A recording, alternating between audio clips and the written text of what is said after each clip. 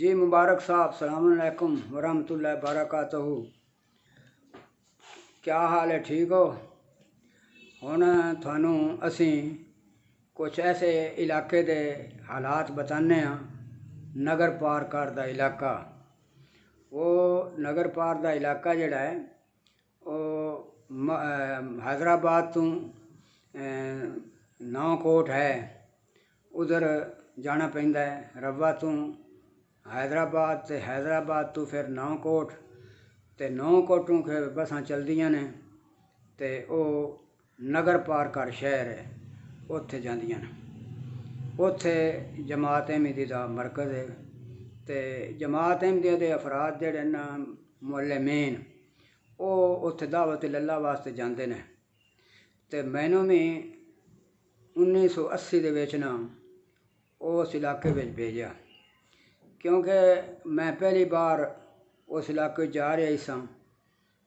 तो रवा तो असी गाड़ी ते सवार होए ते उत्थे तकरीबन 10-11 बजे ना हैदराबाद पहुँचे। उत्थों फिर असी मीरपुर गए, मीरपुर से असी रात रहे। फिर दूसरे दिन नौकोट गए।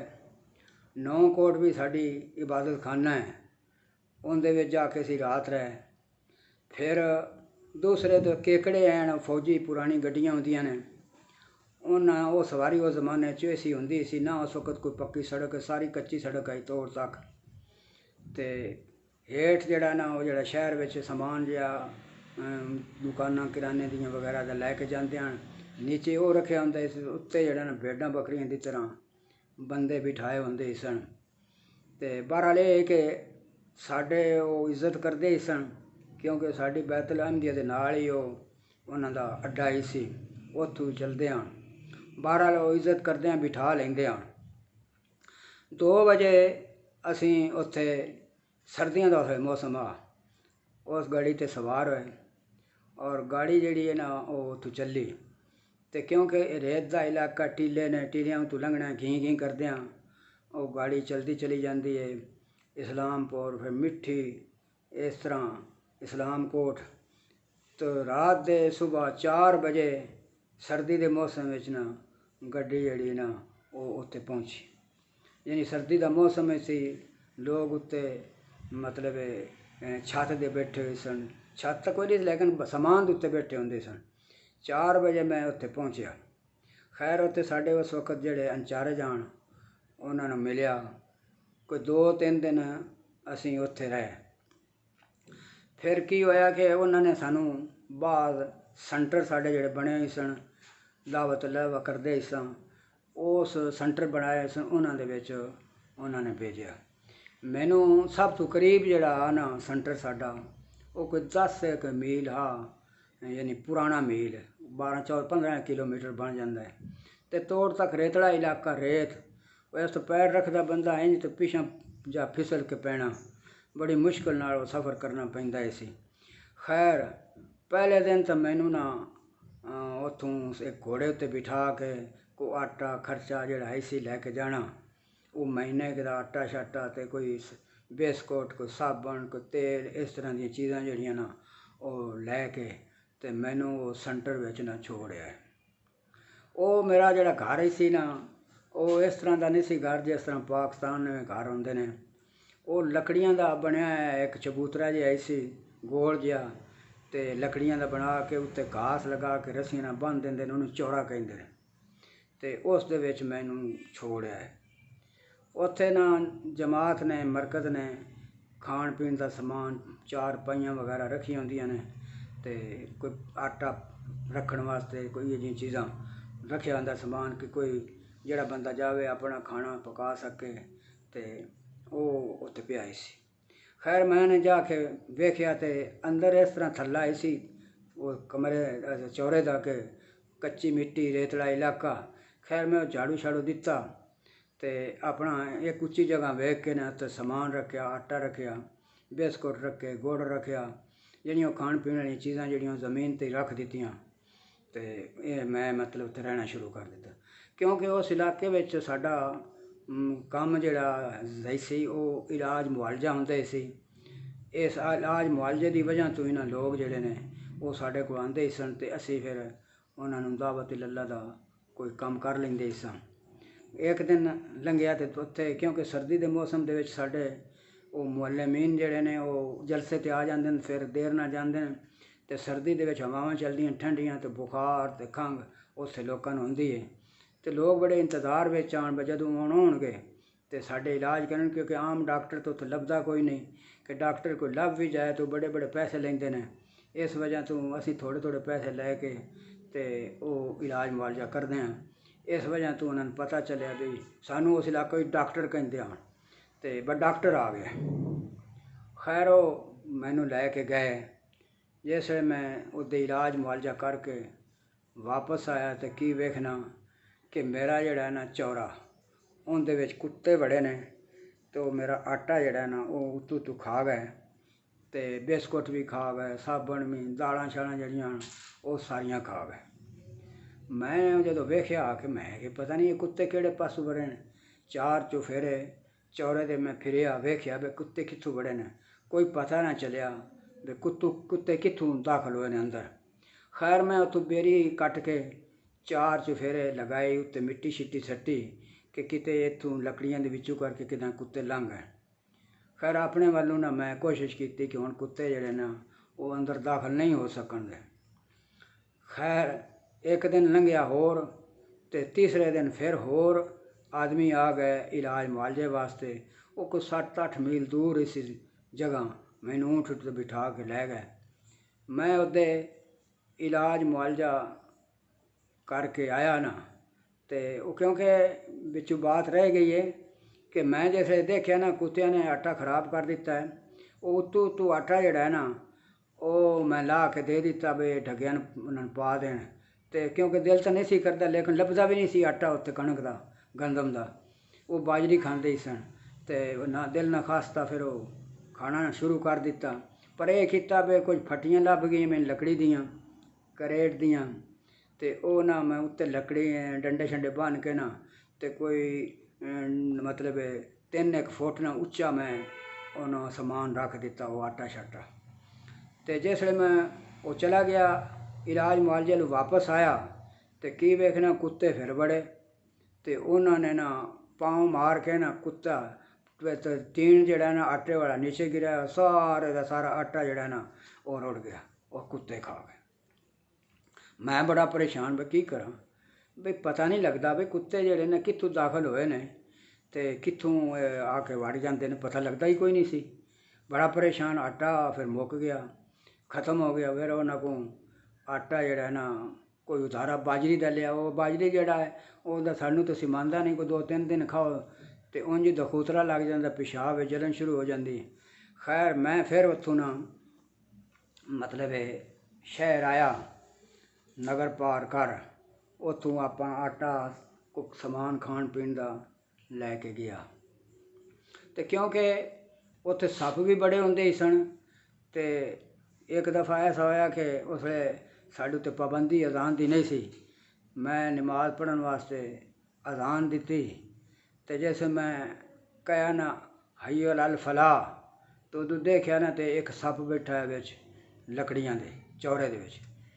खैर मैं वो एक नौ मुस्लिम ही सी, उनका नाम ही सी गुल मोहम्मद। वो नमाज पढ़न वास्ते आया तो मैं उन्होंने आख्या यार सप है, उस आख्या तुसां कुछ नहीं कहना, मैं आपे इन्हूं मार लेना। वो घर गया तो उसने जाके वो ले लियांदी, तो उन्हों का कोई निशाना इतना मजबूत तो तेज़ सी ना, तो उसने इन्होंने गलोला पा के ते मारिया सप नूं, तो पहले ही उनके सिर ते लगा तो लटक गया।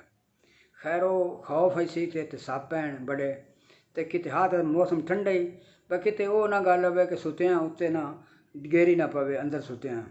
तो मैनू खौफ सी तो मैं ना उतों नगर विचों एक मच्छरदानी लैके आया कि मच्छरदानी उत्ते ला लवांगा कि अगर कोई सप गिरे भी गा ना तो वो फिर मच्छरदानी उत्ते गिरेगा तो नीचे गिर जाएगा, मेरे उत्ते नहीं गिरेगा। मैं ना वो मच्छरदानी ला के सौंदा ही सी। खैर वो समान मैं लिया के तो मैं इस तरह किया कि लकड़ां जड़ियां छत के नेड़े ला के ना तुंग के तो रस्सियां बन के तो उत्ते फटियां शटियां रख के ना तो चार पाई दे उत्ते खड़े होके ਉਹ ਮੈਂ ਉਸ ਫੱਟੀਆਂ ਦੇ ਉੱਤੇ ਸਮਾਨ ਰੱਖਿਆ ਬਈ ਇਹ ਨਾ ਗੱਲ ਨਾ ਹੋਵੇ ਕਿ ਕੁੱਤੇ ਜਿਹੜੇ ਨਾ ਮੁੜ ਮੇਰਾ ਆਟਾ ਖਰਾਬ ਨਾ ਕਰ ਜਾਣ। ਖੈਰ ਉਹ ਫਿਰ ਇਸ ਤਰ੍ਹਾਂ ਹੋਇਆ ਕਿ ਇੱਕ ਦਿਨ ਰਾਤ ਨੂੰ ਅੱਧੀ ਰਾਤੀ ਮਰੀਜ਼ ਆ ਗਏ ਅਤੇ ਉਹ ਕੋਈ ਬਾਰਡਰ ਦੇ ਨੇੜੇ ਹੀ ਸਨ। ਮੈਂ ਉਹਨਾਂ ਨੇ ਆਖਿਆ ਜੀ ਮੈਥੋਂ ਤਾਂ ਰਾਤ ਨੂੰ ਨਹੀਂ ਜਾਇਆ ਜਾਂਦਾ, ਮੈਂ ਤਾਂ ਇਸ ਇਲਾਕੇ ਦਾ ਜਾਣਨ ਵਾਲਾ ਨਹੀਂ ਅਤੇ ਮੈਨੂੰ ਤੁਸੀਂ ਪਤਾ ਨਹੀਂ ਕਿਤੇ ਲੈ ਕੇ ਚਲੇ ਜਾਓਗੇ। ਲੇਕਿਨ ਉਹਨਾਂ ਨੇ ਨਾ ਉੱਥੋਂ ਦਾ ਜਿਹੜਾ ਸਾਡਾ ਇੱਕ ਨੌ ਮੁਸਲਿਮ ਸੀ, ਉਹਦਾ ਨਾਂ ਅਲੀ ਮੁਹੰਮਦ ਸੀ, ਉਸਨੇ ਕਿਹਾ ਕਿ ਸਾਡੇ ਰਿਸ਼ਤੇਦਾਰ ਨੇ ਅਤੇ ਤੁਸੀਂ ਇਹਨਾਂ ਨਾਲ ਜਾਓ, ਕੋਈ ਫਿਕਰ ਵਾਲੀ ਗੱਲ ਨਹੀਂ। ਖੈਰ ਮੈਂ ਰਾਤ ਨੂੰ ਉਹਨਾਂ ਦੇ ਨਾਲ ਹੀ ਚਲਾ ਗਿਆ, ਉਹਨਾਂ ਦੇ ਬੰਦੇ ਦਾ ਇਲਾਜ ਮੁਆਲਜਾ ਕੀਤਾ ਅਤੇ ਮੈਂ ਜਦੋਂ ਦੂਸਰੇ ਦਿਨ ਵਾਪਸ ਆਇਆ ਅਤੇ ਕੀ ਵੇਖਣਾ ਕਿ ਕੁੱਤੇ ਬੜੇ ਅਤੇ ਉਹਨਾਂ ਨੇ ਨਾ ਮਤਲਬ ਆਟਾ ਤਾਂ ਸਮਾਨ ਖਾਣ ਪੀਣਾ ਉੱਚਾ ਹੀ ਸੀ, ਉਹ ਮੰਜੀ ਉੱਤੇ ਚਾੜ ਕੇ ਨਾ ਛਲਾਂਗਾ ਲਗਾਉਂਦੇ ਰਹੇ ਅਤੇ ਕੀ ਦੇਖਿਆ ਕਿ ਮੇਰੀ ਉਹ ਮੱਛਰਦਾਨੀ ਜਿਹੜੀ ਇਹਨਾਂ ਕੁੱਤੇ ਨੇ ਫਾੜ ਦਿੱਤੀ। ਮੇਰਾ ਬਿਸਤਰਾ ਜਿਹੜਾ ਉਹ ਜ਼ਮੀਨ ਉੱਤੇ ਪਿਆ ਆ ਅਤੇ ਮੈਂ ਵੇਖ ਕੇ ਨਾ ਬੜਾ ਪਰੇਸ਼ਾਨ, ਮੈਂ ਕਰਾਂ ਕੀ ਅਤੇ ਕੀ ਕਰਾਂ, ਪਤਾ ਨਹੀਂ ਇਹ ਕੁੱਤੇ ਕਿੱਥੋਂ ਵੜ ਜਾਂਦੇ ਨੇ। ਖੈਰ ਉਹ ਮੈਂ ਨਾ ਕੋਈ ਗੋਬਰ ਸ਼ੋਬਰ ਅਤੇ ਰੇਤ ਇਕੱਠੀ ਕਰਕੇ ਨਾ ਅਤੇ ਅੰਦਰ ਤੱਕ ਨਾ ਅੰਦਰਲੇ ਪਾਸੇ ਕਰਕੇ ਨਾ ਕੋਈ 2-2 ਫਿੱਟ ਉੱਚੀ ਜਿਹੜੀ ਛੋਟੀ ਮੋਟੀ ਉਹ ਨਾਲ ਦੀਵਾਰ ਜੀ ਬਣਾ ਦਿੱਤੀ ਕਿ ਕੁੱਤੇ ਇੱਥੋਂ ਲੰਘਣ। ਖੈਰ ਉਹ ਬੜੀ ਪਰੇਸ਼ਾਨੀ ਸੀ ਅਤੇ ਇਸ ਹਾਲਤ 'ਚ ਮੈਂ ਉਹਨਾਂ ਨੂੰ ਆਖਿਆ ਪਿੰਡ ਵਾਲਿਆਂ ਨੂੰ ਵੀ ਗੱਲ ਹੈ ਤੁਹਾਡੇ ਕੁੱਤੇ ਜਿਹੜੇ ਨੇ ਉਹ ਨਾ ਬੜਾ ਖਰਾਬ ਕਰ ਰਹੇ ਨੇ। ਅਤੇ ਦੂਸਰੇ ਪਾਸੇ ਨਾ ਮੇਰੇ ਸੈਂਟਰ ਦੇ ਪਹਾੜ ਹੀ ਸੀ ਅਤੇ ਪਹਾੜ ਦੇ ਦੂਸਰੇ ਪਾਸੇ ਸਾਡਾ ਇੱਕ ਸੈਂਟਰ ਸੀ ਸਾਦਲਵਾਸ, ਉੱਥੇ ਸਾਡੇ ਇੱਕ ਆਦਮੀ ਰਹਿੰਦੇ ਹਨ ਅਤੇ ਮੈਂ ਉਹਨਾਂ ਨੂੰ ਜਾ ਕੇ ਆਪਣੀ ਤਕਲੀਫ ਦੱਸੀ ਵੀ ਆਹ ਹੈ ਗੱਲ ਹੈ। ਉਹਨਾਂ ਆਖਿਆ ਬਈ ਤੁਸੀਂ ਕੁਚਲੇ ਲੈ ਜਾਓ ਅਤੇ ਤੁਸੀਂ ਉਹਨਾਂ ਨੂੰ ਉਹ ਪਾਓ ਅਤੇ ਉਹ ਮਰ ਜਾਣਗੇ। ਮੈਂ ਉਹ ਕੁਚਲੇ ਲਿਆਂਦੇ, ਮਿੱਠੀਆਂ ਰੋਟੀਆਂ ਪਕਾਈਆਂ, ਉਹਨਾਂ ਦੇ ਵਿੱਚ ਪਾਇਆ ਅਤੇ ਮਾਲਕਾਂ ਨੂੰ ਕਿਹਾ ਬਈ ਇੰਝ ਕਰੋ ਵੀ ਜਿਹੜੇ ਕੁੱਤੇ ਤੁਸੀਂ ਰੱਖੇ ਹੋਏ ਨਾ ਉਹ ਤਾਂ ਰੱਖ ਲਿਓ, ਦੂਜਿਆਂ ਨੂੰ ਮੈਂ ਮਾਰਨ ਲੱਗਾ, ਮੈਨੂੰ ਇਹਨਾਂ ਬੜਾ ਨੁਕਸਾਨ ਕੀਤਾ ਹੈ ਅਤੇ ਬੜੀ ਮੁਸੀਬਤ ਹੈ ਮੈਨੂੰ ਅਤੇ ਤਕਲੀਫ ਹੈ। ਉਹਨਾਂ ਨੇ ਆਖਿਆ ਸਾਰੇ ਮਾਰ ਦਿਓ। ਖੈਰ ਉਹ ਮੈਂ ਨਾ ਜ਼ਹਿਰ ਦਿੱਤਾ ਅਤੇ 7 ਕੁੱਤੇ ਮਾਰ ਦਿੱਤੇ। ਉਹ ਕੁੱਤੇ ਜਦੋਂ ਮਰ ਗਏ ਨਾ ਅਤੇ ਇੱਕ ਦਫਾ ਮੈਂ ਗਿਆ ਹੀ ਸਾਂ ਬਾਹਰ ਅਤੇ ਵਾਪਸ ਆਇਆ ਅਤੇ ਇੱਕ ਕੁੱਤਾ ਵੜਦਿਆਂ ਮੈਂ ਦੇਖ ਲਿਆ ਵੀ ਕਿੱਥੋਂ ਵੜਦਾ ਹੈ। ਉਹ ਪਤਾ ਲੱਗਾ ਹੈ ਕਿ ਕਿਉਂਕਿ ਉਹ ਜਿਹੜਾ ਚੌਰਾ ਸੀ ਨਾ ਉਹਦੀ ਖਿੜਕੀ ਸੀ ਬਣਾਈ ਅਤੇ ਉਹਦੇ ਉੱਤੇ ਨਾ ਟੀਂਡ ਦੇ ਪੱਤਰੇ ਲਗਾਏ ਹੋਏ ਹਨ ਅਤੇ ਕੋਈ ਕਿੱਲ ਜਿਹੜੇ ਹਨ ਨਾ ਉਹ ਪੁੱਟੇ ਗਏ ਹਨ ਅਤੇ ਉਹ ਉੱਥੋਂ ਵੜ ਜਾਂਦੇ ਹਨ ਅਤੇ ਪੱਤਰਾ ਫਿਰ ਭੌਂਕ ਉੱਥੇ ਲੱਗ ਜਾਂਦਾ, ਨਿਕਲ ਜਾਂਦੇ ਹਨ, ਪਤਾ ਕੋਈ ਨਾ ਲੱਗਦਾ, ਕੁੱਤੇ ਵੜਦੇ ਕੋਈ ਨਾ। ਫਿਰ ਮੈਂ ਉਹਨਾਂ ਨੂੰ ਕਿੱਲ ਛਿੱਲ ਲਗਾਏ ਅਤੇ ਇਸ ਤਰ੍ਹਾਂ ਉਹ ਕੁੱਤਿਆਂ ਤੋਂ ਮੈਂ ਬਚਿਆ ਅਤੇ ਮਤਲਬ ਕੁੱਤਿਆਂ ਦੇ ਨੁਕਸਾਨ ਤੋਂ ਮੈਂ ਬਚ ਗਿਆ। ਫਿਰ ਇਹ ਕਿ ਉਸ ਇਲਾਕੇ ਦੇ ਵਿੱਚ ਹਾਲਾਤ ਐਸੇ ਹਨ ਕਿ ਪਾਣੀ ਨਹੀਂ ਸੀ ਮਿਲਦਾ।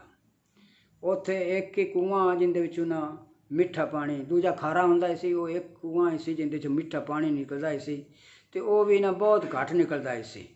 ਉਹ ਇਸ ਤਰ੍ਹਾਂ ਹੁੰਦਾ ਸੀ ਕਿ ਜਿਹੜਾ ਸਵੇਰੇ ਸਵੇਰੇ ਪਹੁੰਚ ਜਾਵੇ ਉਹ ਕੋਈ ਪਾਣੀ ਸਹੀ ਨਿਕਲਿਆ ਅਤੇ ਉਹਨਾਂ ਲੋਕਾਂ ਦੇ ਕੋਲ ਤਸੱਲੀਆਂ ਹੁੰਦੀਆਂ, ਰਬੜ ਦੀਆਂ ਬਣਾਈਆਂ ਹੈ ਅਤੇ ਉੱਤੇ ਲੱਕੜ ਬੱਧੀ ਹੁੰਦੀ ਹੈ ਅਤੇ ਉਹ ਜੇ ਹੇਠਾਂ ਲਮਕਾਉਂਦੇ ਹਨ ਪਾਣੀ ਦੇ ਵਿੱਚ ਜਾ ਕੇ ਉਹ ਹੇਠਾਂ ਲੱਗ ਕੇ ਨਾ ਅਤੇ ਉੱਤੋਂ ਕੁਚਦੇ ਹਨ ਅਤੇ ਪਾਣੀ ਵਿੱਚ ਆ ਜਾਂਦਾ ਸੀ। ਅਤੇ ਮੇਰੇ ਕੋਲ ਹੁੰਦੀ ਹੈ ਬਾਲਟੀ ਵਿੱਚ ਨਾ ਪਾਣੀ ਕੋਈ ਨਾ ਆਉਣਾ ਅਤੇ ਬੜੀ ਮੁਸ਼ਕਿਲ ਹੋਣੀ। ਉਹ ਜਿਹੜੀਆਂ ਔਰਤਾਂ ਹਿੰਦੂ ਹਨ ਉਹਨਾਂ ਨੇ ਮਤਲਬ ਆਖਣਾ ਹਿੰਦੂ ਕਿਉਂਕਿ ਉੱਥੇ 90% ਉਸ ਇਲਾਕੇ 'ਚ ਮੁਸਲਮਾਨ 10% ਹੈ ਅਤੇ ਉਹਨਾਂ ਨੇ ਵੇਖਣਾ ਵੀ ਇਹ ਤਾਂ ਬੰਦਾ ਆ ਗਿਆ ਹੈ ਅਤੇ ਉਹਨਾਂ ਨੇ ਪੜਵਾਣਾ ਮੁੜਸ ਮਾਣੂ ਹੈ ਬੰਦਾ ਹੈ, ਚਲੋ ਤੁਸੀਂ ਆਪਣਾ ਭਰਾਇਆ ਪਾਣੀ ਦੇ ਦਿਓ।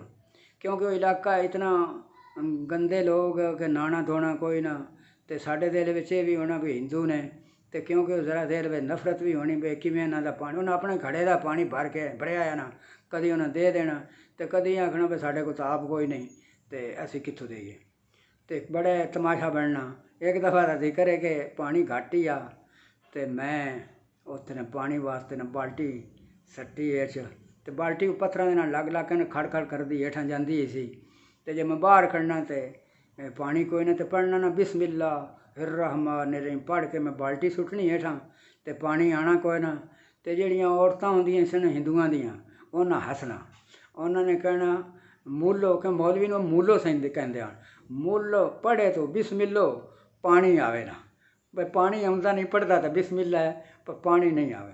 ਯਾਨੀ ਪਾਣੀ ਦੀ ਤਾਂ ਬੜੀ ਮੁਸ਼ਕਿਲ ਆਈ ਉੱਥੇ ਅਤੇ ਕਦੀ ਉਹਨਾਂ ਦੇ ਦੇਣਾ, ਕਦੀ ਬੜੀ ਮੁਸ਼ਕਿਲ ਆਈ।